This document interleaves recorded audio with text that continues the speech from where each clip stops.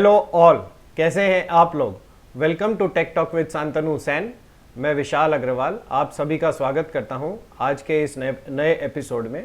तो चलिए शुरू करते हैं इसी नोट पर बीते हफ्ते की बातों से, जो 31 जुलाई से 4 अगस्त तक का था। इस हफ्ते की सबसे बड़ी खबरों में अमेरिका की क्रेडिट रेटिंग का घटना है, जो ट्रिपल ए से घटकर AA+ पर आ गई है, जिसकी वजह से वर्ल्ड मार्केट्स में एक प्रॉफिट बुकिंग का दौर देखने को मिला है। Global credit rating agency Fitch ने बताया कि अमेरिका की अगले 3 सालों में फिस्कल सिचुएशन में काफ़ी खराबी आने की और संभावना है।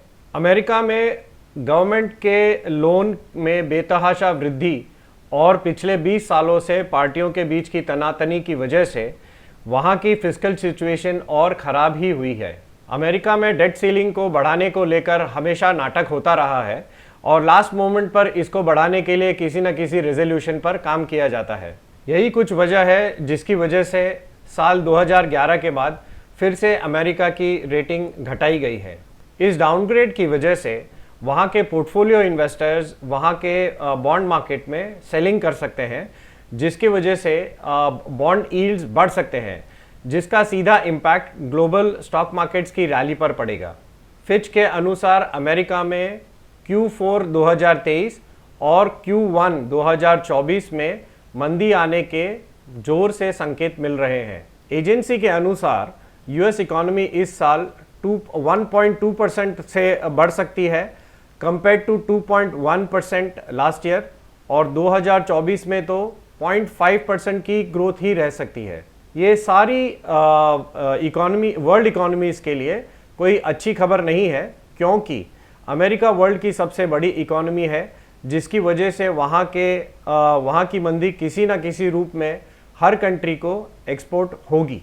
वहीं मॉर्गन स्टैनली ने इंडिया की रेटिंग को बढ़ाकर ओवरवेट की रेटिंग कर दी है। रेटिंग एजेंसी ने चाइना, ताइवान और ऑस्ट्रेलिया की रेटिंग घटा दी है। मॉर्गन स्टैनली के अनुसार इंडिया की कंसिस्टेंट ग्रोथ 2030 के साल तक 6.5% रह सकती है, वहीं चाइना की ग्रोथ 3.9% तक रहने का अनुमान है। FIIs ने इस महीने में टोटल 2844 करोड़ की सेलिंग की है। FIIs ने गए 5 महीनों में बाइंग करने के बाद इस महीने की शुरुआत सेलिंग से की है। महिंद्रा की 3 subsidiaries Mahindra heavy engines, Mahindra two wheelers and Tringo.com के मर्जर की न्यूज़ के बाद शेयर में काफ़ी अच्छी हलचल देखी गई। हाल ही के दिनों में RBL बैंक के 4% हिस्सा लेने की भी खबर महिंद्रा की ओर से आई थई। SBI को अबव एक्सपेक्टेशन रिजल्ट्स देने के बाद भी प्रॉफिट बुकिंग का सामना करना पड़ा। बैंक का profit 16,884 crore against 6068 crore against expectation of 14,948 crore का आया है। बैंक के स्लिपेजेस में काफ़ी बढ़ोतरी होने की वजह से ये डाउनफॉल देखने मिला। इंडिया ने लैपटॉप, सर्वर्स, टैबलेट्स के इंपोर्ट के बैन को कुछ दिनों के लिए टाल दिया है। चाइना से इंपोर्ट इम्बैलेंस को ठीक करने के लिए ये बैन लगाया गया था। क्रूड ऑयल के भाव 6वें वीक भी तेजी बना के चल रहे हैं। OPEC plus Saudi Arabia plus Russia के ऑयल प्रोडक्शन घटाने की वजह से ये क्रूड ऑयल के भाव में तेजी बनी हुई है। क्रूड ऑयल के भाव अभी भी $82 के ऊपर चल रहे हैं। एप्पल ने अमेरिका में इस बार के जो रिजल्ट्स घोषित किए हैं, उसमें तीसरी बार सेल्स में कमी की घोषणा की है। कंपनी के CEO टिम कुक ने इंडिया पर बहुत बुलिश होने का दावा किया और उनको इंडिया ऑपरेशन से स्ट्रॉन्ग डबल डिजिट ग्रोथ आने का अंदेशा है। टाटा मोटर्स ने अपनी माइक्रो SUV पंच में CNG वेरिएंट को 7.1 लाख से 9.6 लाख के बीच में शोरूम प्राइस में लॉन्च किया है। जोमेटो के शेयर में शुक्रवार को बहुत अच्छी तेजी देखने को मिली। कंपनी ने अपने 188 करोड़ के लॉस के सामने 2 करोड़ का प्रॉफिट दर्ज किया है। मैक्रो फ्रंट पर इंडिया की PMI सर्विसेज 13 साल में सबसे तेजी से बढ़ी है। जून महीने में S&P global India services PMI index 62.3 versus 58.5 आया है। यूएसए के जुलाई महीने के नॉन फार्म पेरोल्स डेटा 1,87,000 है वर्सेस 2,09,000, एस्टिमेट था 2 लाख का। अब इसका इम्पैक्ट सोमवार को देखने को मिलेगा। अडानी की कंपनी अंबुजा सीमेंट्स ने सांगी इंडस्ट्रीज को 5,000 करोड़ में खरीद लिया है। करण अडानी ने बताया कि डील उन्हें किसी भी ब्राउन फील्ड या ग्रीन फील्ड प्रोजेक्ट से सस्ती मिली है और अब उन्हें तेजी से एक्सपांशन करने मिलेगा।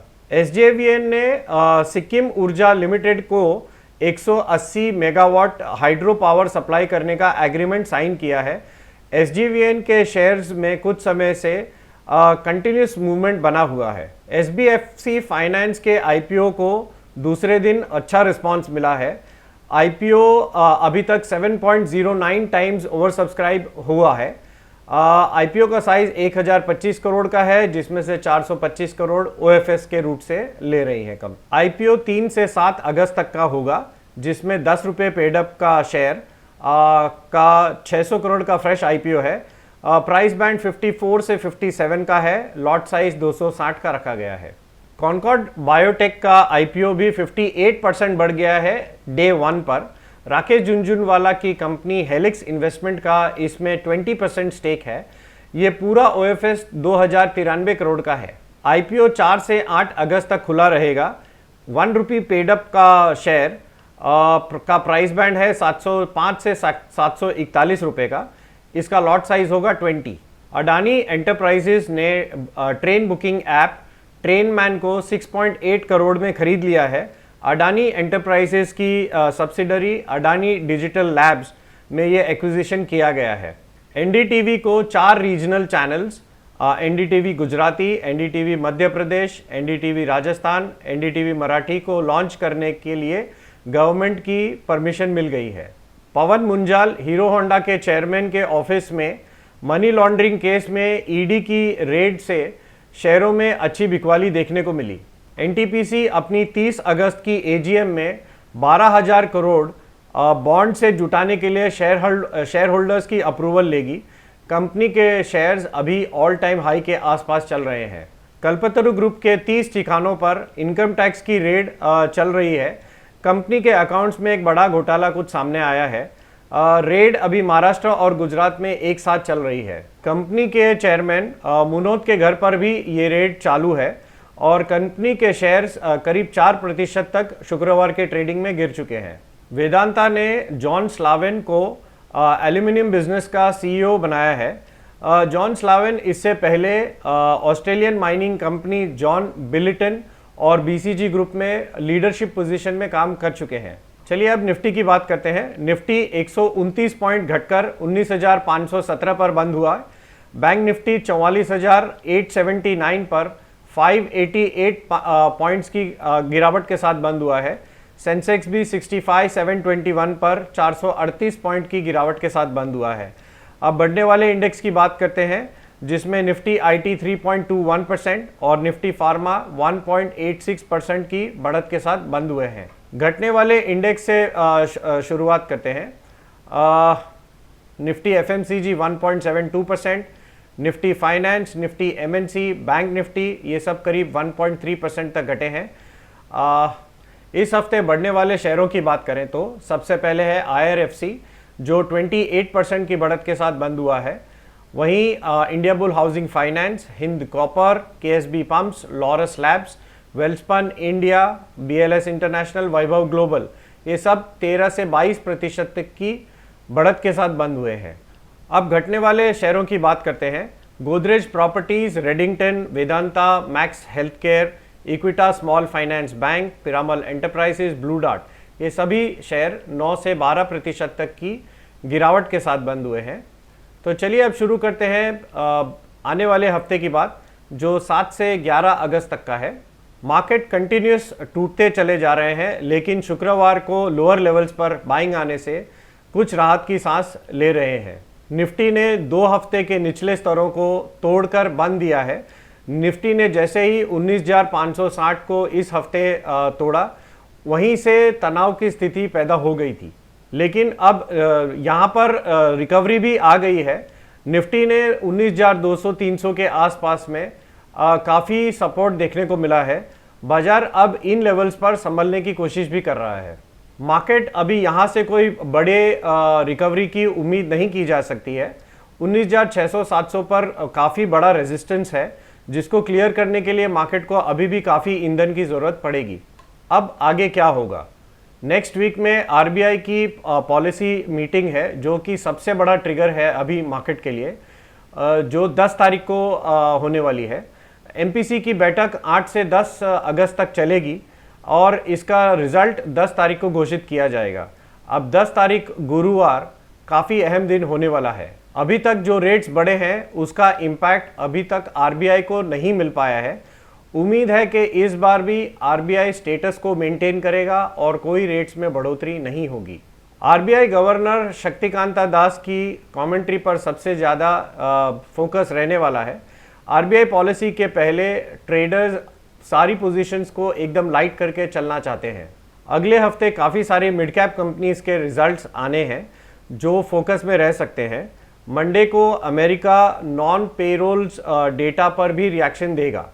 ओपेक प्लस देशों की बैठक का नतीजा का असर क्रूड के भाव पर होगा, तो क्रूड के भाव भी अगले हफ्ते फोकस में रह सकते हैं। मार्केट्स अभी एक रेंज में उठापटक कर सकता है।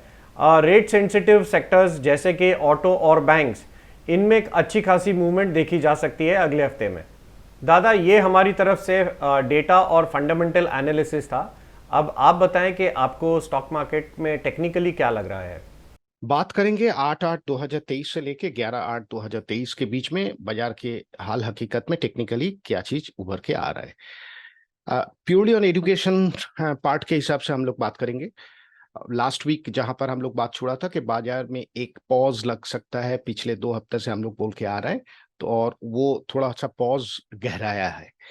अभी वीकली में देखा जाए तो निफ्टी, ये मेरा बाईं तरफ है वीकली और दाईं तरफ है निफ्टी डेली। तो पहले वीकली एक बार बातचीत कर लेते हैं, वीकली देख लेते हैं। एक वोलेटिलिटी के बाद लो जो बनाया था वो 19,296 यहाँ से घूम के बाजार यहाँ बंद हुआ। वोलेटिलिटी तो है क्योंकि नीचे का जो सैडो यही बता रहा है कि लोअर एंड से बाजार के कुछ सहारा तो मिला है। वीकली चार्ट देखने से हिसाब से देखा जाए तो अभी तक कोई प्रॉब्लम एज सच तो नहीं है। एक हायर वोलेटिलिटी का कारण है आरएसआई, हायर वोलेटिलिटी का कारण है स्टोकेस्टिक्स का ट्रेंडिंग थोड़ा चेंज होना। एमएसीडी अभी तक कोई पॉज नहीं है, क्लियर कट जो अप ट्रेंडिंग चल रहा तो अभी भी अप ट्रेंडिंग है। दैट्स व्हाई वीकली चार्ट देख के ये समझ में नहीं आएगा कि बाजार के अंदर कुछ चेंजेस हो रहा है या नहीं हो रहा है। जो चेंजेस दिखाई दे रहा है वो है डेली चार्ट के अंदर। वही चीज बात करने के लिए अभी चलिए डेली चार्ट के अंदर एनालिसिस करने के लिए डेली मैं जो देखता हूं, सिंपल 13 डीएमए के नीचे कंजिक्यूटिव 3 क्लोजिंग हो चुका है। नाउ ये जो लोएस्ट फॉर्म है, यहां पर बाजार बार बार सपोर्ट लिया है। नाउ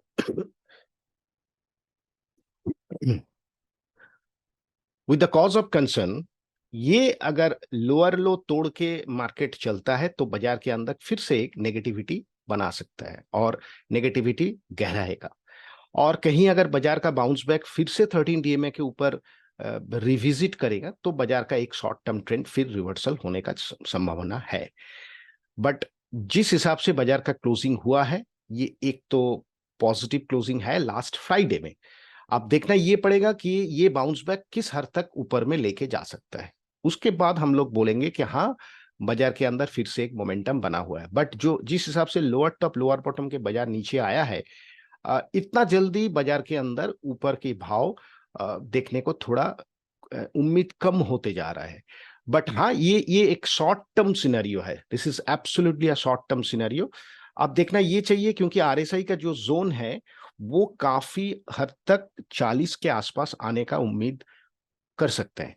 तो वो एक वाइटल लेवल है। क्या यहां से बुल फिर से ग्रिप पकड़ पाएगा, वही देखने के लिए हम लोग को हर दिन बाजार को गौर करना चाहिए। खास करके अभी तक का जो 13 डीएमए का जो वैल्यू है, सिंपल, वो है 19,685। The round number is 19,700। जब तक 19,700 के ऊपर बाजार का क्लोजिंग नहीं आता है तब तक कोई पॉजिटिव सोच करना नहीं चाहिए। हाँ, जो वोलेटिलिटी है, अगर कोई कर सकता है वोलेटिलिटी के अंदर, द ट्रेडर, वो लोग कर सकते हैं। तो दैट्स वाई ये डेली और वीकली चार्ट का कॉम्बिनेशन में यही आता है। ये वीकली अभी तक कंसर्न जो है पॉजिटिव, बट एक रिएक्शन मिला है ट्रेंड का, काउंटर ट्रेंड। अब डेली भी देखना पड़ेगा कहाँ किस तरफ दिशा दे रहा है। 19,290 तोड़ के चल रहा है या 19,700 के ऊपर आके बंद हो रहा है, तो वो एक ट्रेंड डिसाइडर हो सकता है नेक्स्ट वीक ऑनवर्ड। अब चलिए बैंक निफ्टी के बारे में बात करने के लिए।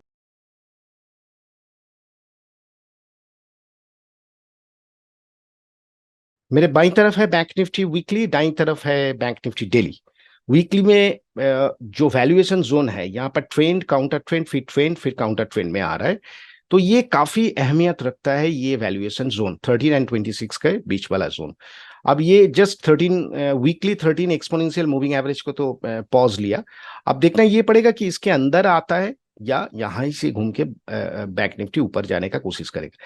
लेकिन अगर अंदर आता है तो ये सब जोन जो रहेगा, खास करके वीकली में आप लोग घर पे देख सकते हैं, ये काफी स्ट्रॉन्ग सपोर्ट एरिया बन सकता है। वीकली में एक नेगेटिविटी बैंक निफ्टी के अंदर उभर के आया है, वो है एमएसीडी का जो स्लोप है, ये फर्स्ट वीक चेंजेस हुआ है। ये देखना ये पड़ेगा नेक्स्ट वीक ऑनवर्ड, अगर नेगेटिविटी और बना रहेगा तो ये स्लोप कंटिन्यूअसली सेकेंड वीक होगा, वो थोड़ा सा प्रॉब्लमेटिक हो सकता है। दैट्स वाई आरएसआई के हिसाब से लास्ट वीक में भी हम लोग बात किए थे, एकदम ओवरबॉट जोन से 14 डेज आरएसआई वीकली से थोड़ा सा रिएक्शन करके नीचे आया है, जो काफी हद तक 60 के आसपास, जो कि काफी इंपॉर्टेंट सपोर्ट एरिया माना जाता है as per the RSI is concern. Stochastics का मोमेंटम थोड़ा नीचे की तरफ है, दैट्स वाई वीकली का हिसाब से देखा जाए, निफ्टी के हिसाब से देखा जाए और बैंक निफ्टी के हिसाब से, बैंक निफ्टी लिटिल बिट ज्यादा वीकनेस दिखाने का कोशिश कर रहा है। नेक्स्ट वीक क्या प्रोग्रेस रहेगा, डेली चार्ट एक बार देख लेते हैं। डेली चार्ट के अंदर ऑलरेडी 13 डीएमए के नीचे कंसेक्यूटिव 3 क्लोजिंग हो चुका है। अगर ये लो तोड़ता है, दैट मीन्स लास्ट थर्सडे का जो लो था 44,279 विथ फिल्टर 44,250, इसके नीचे अगर बैंक निफ्टी ट्रेड होता है तो बैंक निफ्टी के अंदर जो वीकनेस है वो और गहरा सकता है। और आरएसआई जिस हिसाब से अभी है, वो आरएसआई क्या 40 के आसपास वो सपोर्ट लेगा, क्या 40 के नीचे चला जाएगा, वो तो टाइम ही बताएगा। बट द मोमेंटम थोड़ा सा जो चेंज हुआ है, वो चेंज फिर से रीगेन हो सकता है अगर बैंक निफ्टी का क्लोजिंग 45,800 के ऊपर आएगा तो। जब तक 45,800 के ऊपर नहीं आएगा, बार बार सेल ऑन रैली, दोज हुआ शॉर्ट टर्म सिनेरियो देखते हैं या शॉर्ट टर्म सोच के बाजार देखते हैं, उसके लिए कोई भी रैली आएगा बाजार के अंदर एक फिर से सेलिंग आ सकता है। यही है वीकली और डेली कॉम्बिनेशन के ऊपर बैंक निफ्टी। अब हम लोग ये सपोर्ट रेजिस्टेंस कहाँ है नेक्स्ट वीक में, जो कि काफी इंपॉर्टेंट वीक है, वो देखने के लिए अभी चलिए नेक्स्ट स्लाइड में, जहां पर हम लोग वीकली सपोर्ट और रेजिस्टेंस लेके बात करते हैं, Nifty, bank Nifty and financial Nifty.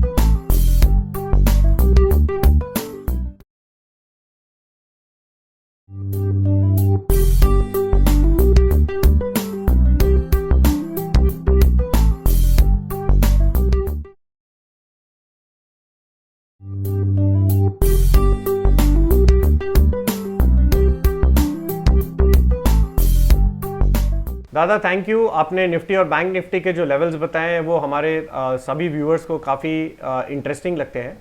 अब दादा आपने नेक्स्ट सेगमेंट में चलते हैं जहां पर आप 3 स्टॉक्स के बारे में बताते हैं, तो प्लीज बताएं दादा, ओवर टू यू। आज जो तीनों टेक्निकल एनालिसिस करेंगे चार्ट के ऊपर, काफी इंटरेस्टिंग है क्योंकि निफ्टी और बैंक निफ्टी के अंदर थोड़ा सा नेगेटिविटी है, बट कुछ कुछ स्टॉक बहुत अच्छा क्लोजिंग दिया है और मोमेंटम भी मिला है, वो आप लोग देखे होंगे लास्ट वीक में। इस वीक में हम 3 स्टॉक चुन के लाए हैं जिसका टेक्निकल एनालिसिस करना है, उसको वॉच करना है, इसके अंदर क्या पॉजिटिविटी बन रहा है। फर्स्ट स्टॉक है डीसीडब्ल्यू लिमिटेड।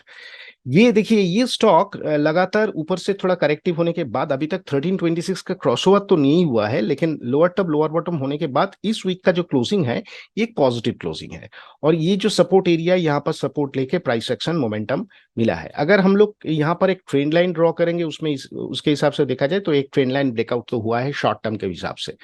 अब देखना ये पड़ेगा कि ये प्राइस एक्शन किस हद तक मोमेंटम कैरी कर सकता है, क्योंकि वीकली एमएसीडी का स्लोप चेंजेस हुआ है, स्टोकेस्टिक्स अपवर्ड मोमेंटम में है, आरएसआई हायर हाई फॉर्मेशन में ऊपर की तरफ जाने का कोशिश कर रहा है, तो बाकी जो इंडिकेशन है वो थोड़ा पॉजिटिविटी दिखा रहा है। तो नेक्स्ट वीक ऑनवर्ड ये स्टॉक को रेडार में डाल के टेक्निकल एनालिसिस और आप लोग देखिए घर पे, और डेली चार्ट भी देखिए, मंथली चार्ट भी देखिए, उसके बाद ये स्टॉक के अंदर क्या क्या पॉजिटिव चीज निकल रहा है, क्या क्या नेगेटिव चीज निकल रहा है, वो भी देखते रहिए। नेक्स्ट स्टॉक है मोल्टेक टेक। काफी काफी इंटरेस्टिंग, क्योंकि एक शार्प रैली, उसके बाद एक काउंटर ट्रेंड, जहां पर मल्टीपल सपोर्ट एरिया है, वहीं से बाउंस बैक करके लास्ट 2-3 हफ्ते में काफी अच्छा मोमेंटम मिला है। क्या ये मोमेंटम कंटिन्यू होगा?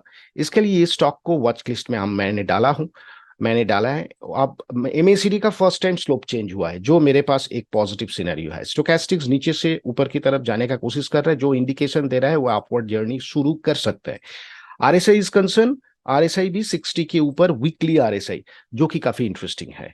तो दैट्स वाई ये स्टॉक जो है मोल्टेक टेक्नोलॉजी, प्राइस एक्शन के हिसाब से, क्लोजिंग के हिसाब से टेक्निकली एक पॉजिटिव क्लोजिंग तो आया है। अब इसका नेक्स्ट स्टेप क्या होगा, इसके लिए प्रोसेस क्या रहेगा, आप लोग सभी जानते हैं। फिर भी मेरे तरफ से इस स्टॉक को रेडार में डाल दिया। अब आप एनालिसिस कीजिए इसका फंडामेंटल टेक्निकल्स दोनों की साइड में। Last stock RHI Magnesita, MAG लिख के मैंने छोड़ दिया है, ये आरएचआई मैग्नेसिटा। हालांकि चार्ट फॉर्मेशन तो कुछ हद तक नेगेटिव है, लेकिन जो सपोर्ट एरिया से बार बार सपोर्ट एरिया से घूम के ऊपर आया है, इसके अंदर भी 1326 का चेंजेस तो नहीं हुआ है, लेकिन जो चेंजेस हो रहा है थोड़ा लाइट चेंजेस हुआ है। एमएसीडी का स्लोप जो मैंने देखता हूं, stochastics weekly and RSI weekly higher high formation में जा रहा है।